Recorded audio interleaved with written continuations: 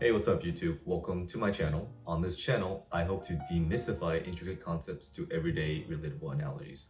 In today's journey, we will discuss the overview of seizures, explore how the physiological effects are intertwined with the different areas of the brain lobe, and finally the drug acronym in regards to broad-spectrum anti-epileptic medication. Simply put, seizures are the imbalance between excitatory and inhibitory neurotransmitters. The release of neurotransmitters from the presynaptic neuron to the binding of the postsynaptic neuron propagates the influx of either cations or anions, which then either triggers depolarization or hyperpolarization. Depolarization means the firing of the neuron or the overall increase of positive charge in the neuron. And hyperpolarization is the overall increase in the negative charge of the neuron or getting back to the resting state. Let's take a look at the picture to the left of us. In the following example, we see when GABA, or the inhibitory neurotransmitter, binds to the GABA receptors, it will trigger an influx of chloride ions, which will decrease the overall charge of the neuron, or hyperpolarization.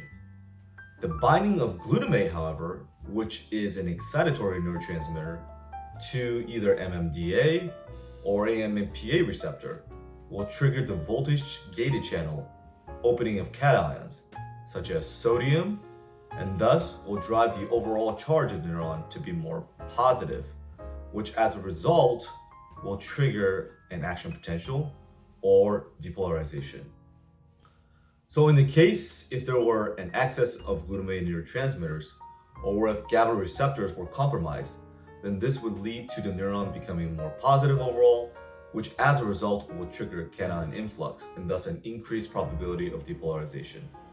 On the other hand, if there are mutated GABA receptors or less GABA neurotransmitters secreted from the presynaptic neuron, the overall electric charge in the neuron will still remain positive and therefore will result in the same conclusion as the excess of glutamate, which is neuronal hyperexcitability. Different factors such as physiological complications and medications can increase the likelihood of seizures. Medications such as stimulants, antidepressants, antipsychotics, as well as some of the antimicrobials such as metronidazole and the penicillin can lower the seizure threshold, which as a result will increase the likelihood of seizures. Let's now break down all the possible etiologies of seizure causes. We can utilize an acronym to symbolize the different parts of the body that are affected by seizures. These are head, eyes, muscles, and the neurons. If we take the first letter of each part of the body, we can extrapolate into the different etiologies. Head, or H, for high pressure. Eyes, or the letter I, for infection. Muscles, or M, for metabolic causes. And neurons, or N, for neoplasm. High pressure etiologies include vascular causes as well as traumatic brain injury. High pressure may trigger TRP to release calcium, which leads to depolarization. TRP receptors are a family of ion channels that can sense temperature, chemicals, as well as physical pressure changes. Infection etiology could either include both viral or bacterial, and they can either affect meningitis, the meninges, or causes the swelling of the brain, or encephalitis. Metabolic causes could include any of the electrolyte abnormalities via the kidneys, or even when the liver cannot clear ammonia. So for example, low magnesium, which is a form of metabolic disorder, and magnesium usually functions as a structural support for the MMDA receptor that acts as a gatekeeper to the influx of calcium. So in the event that there are low amounts of magnesium, there will be a higher chance of calcium influx because there is less gatekeeping of calcium, which leads to the propagation of neuronal depolarization through opening of other ion channels. And finally, neoplasm or cancer can cause pressure to the brain nearby, therefore increasing the likelihood of seizures. Seizures can be broken down into two main different category types. Partial seizures, which it can affect one part of the hemisphere, or generalized seizures that affects both of the hemisphere. Partial seizures can then be further broken down into different subtypes, which are known as simple partial, where there is no loss of consciousness, or complex partial, where there is a loss of consciousness, possibly due to the interference with the thalamus or the reticular formation.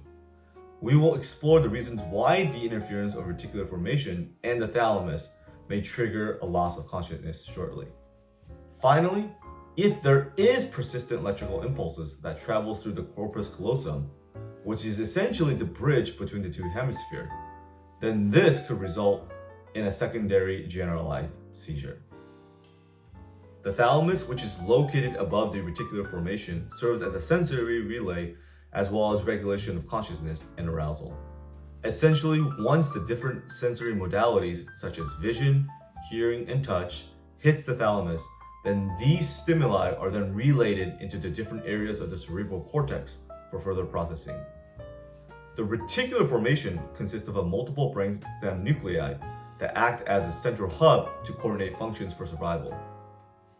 Each of these nuclei will specifically secrete different neurotransmitters. For example, the substantia nigra will release dopamine. The RAF will release serotonin. The cerulean nucleus will release norepinephrine. And if we look more in detail, the progression through the descending reticular formation mirrors the catecholamine structure transformation from dopamine to norepinephrine and then finally to epinephrine. The addition of one-step molecular change is beneficial for quick physiological response, such as flight and fight response. The medial or the middle of the reticular formation is filled with RAF nuclei, which produces serotonin. Serotonin, as a neurotransmitter, is responsible for mood regulation, wakefulness and arousal, and sleep. Therefore, if the electrical activity of the thalamus or the reticular formation is interfered, then patient may lose consciousness. In essence, by looking at the specific region affected in the reticular formation, this may provide us clues to the potential neurotransmitter that is affected, which in turn help us predict the potential physiological effects patient may experience. Let's envision the reticular formation with a real-world example. Let's imagine the bottom of an internet modem as it receives data from the outside environment like the thalamus, and the two antennas, which are part of the modem, as a descending reticular formation as it transmits specific signals through different parts of the house through different nodes.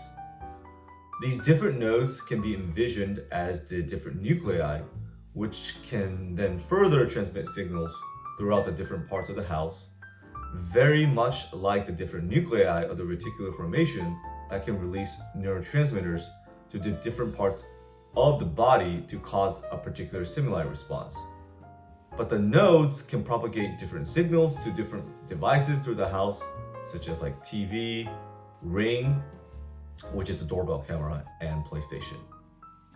Just as these specific areas within the reticular formation can lead to unique symptoms for each patient, the effect of seizures can vary based on the specific region within the brain lobe that is affected. So depending on which part of the brain lobe is involved, distinct physiological effects linked to that specific lobe can emerge. Essentially, the symptoms experienced by different patients can differ based on the specific area affected by the seizures. These main seizure symptoms fall into 4 different categories: motor, sensory, autonomic, as well as psychological. Starting with the front lobe, which is responsible for movement control, damage to it can lead to motor symptoms such as tonic, atonic, clonic, myoclonic, and Jacksonian march symptoms.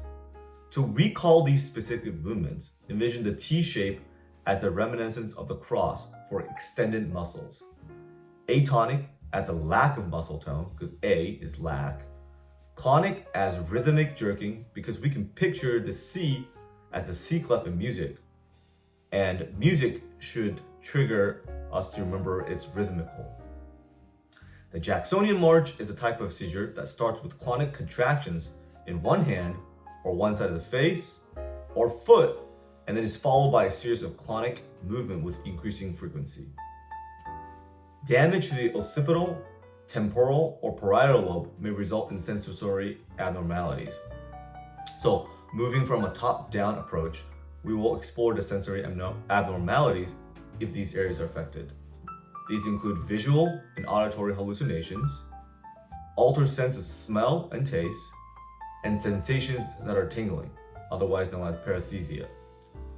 The insula, which is nested beneath the frontal, parietal, and temporal lobes, primarily manages social processing, self-awareness, emotion, and emotional processing, as well as autonomic regulation.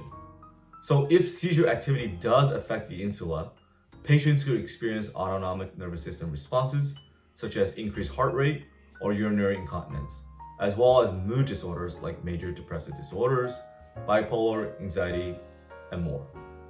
And finally, tonic-clonic, otherwise known as grand mal seizures. This is a symptom that we generally picture with seizures that affects both hemispheres of the brain.